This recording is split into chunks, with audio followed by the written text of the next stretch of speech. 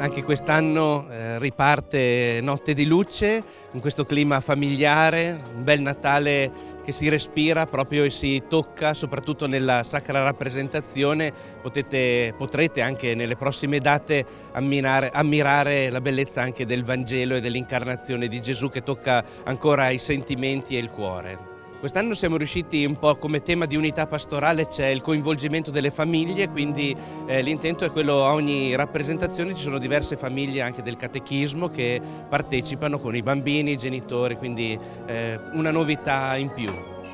L'impegno è sempre fortissimo, perché è da metà settembre che si trovano per lavorare, per organizzare, per costruire, demolire, ricostruire di nuovo, quindi è un impegno veramente fortissimo, e va un grazie a tutto questo gruppo di volontari che si dedica in maniera spassionata a questo tipo di intervento, quindi grazie veramente di cuore a tutti loro.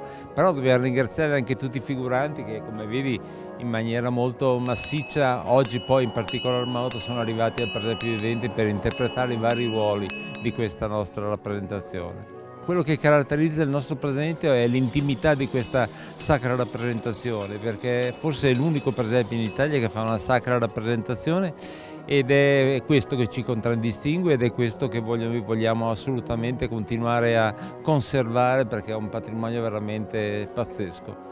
Oggi vivere nel silenzio non è così facile, pertanto direi che è un momento estremamente importante.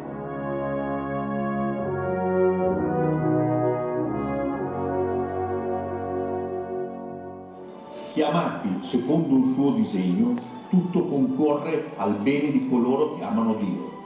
Allora, siate miei imitatori, come anch'io lo sono in Cristo.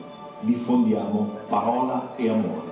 Cristo non ha mani, ha soltanto le nostre mani per fare oggi il suo lavoro. Cristo non ha piedi, ha soltanto i nostri piedi per guidare gli uomini sui suoi sentieri. Cristo non ha labbra, ha soltanto le nostre labbra per raccontare di sé agli uomini di oggi. Cristo non ha mezzi, ha soltanto il nostro aiuto per condurre gli uomini a sé oggi. Nulla è impossibile a Dio. Eccomi, sono la serva del Signore, avvenga di me quello che hai detto. E l'angelo partì da lei. Il viaggio di Maria e Giuseppe era stato lungo e faticoso. Erano giunti fino a Betlemme perché entrambi erano di qui, ma anche se Giuseppe era nativo di queste terre, non aveva familiari a cui appoggiarsi e non avevano nulla con sé, solo un asinello per il viaggio, un bastone e ormai tanta stanchezza. E mentre la cometa illuminava il cielo di una nuova luce, nacque il bimbo figlio di Dio.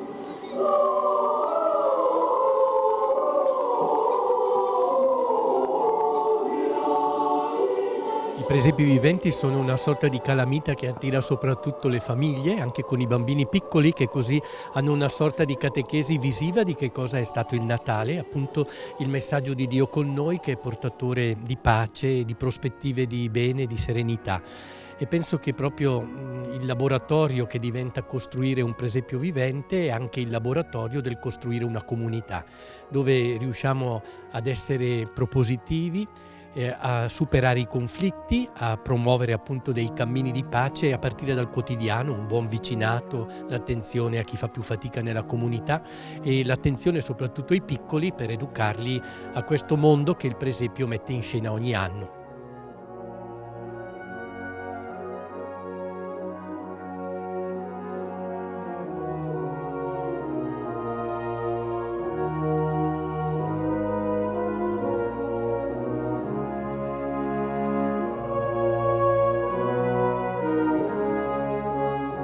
E vi benedica il Padre, il Figlio e lo Spirito Santo. E buon Natale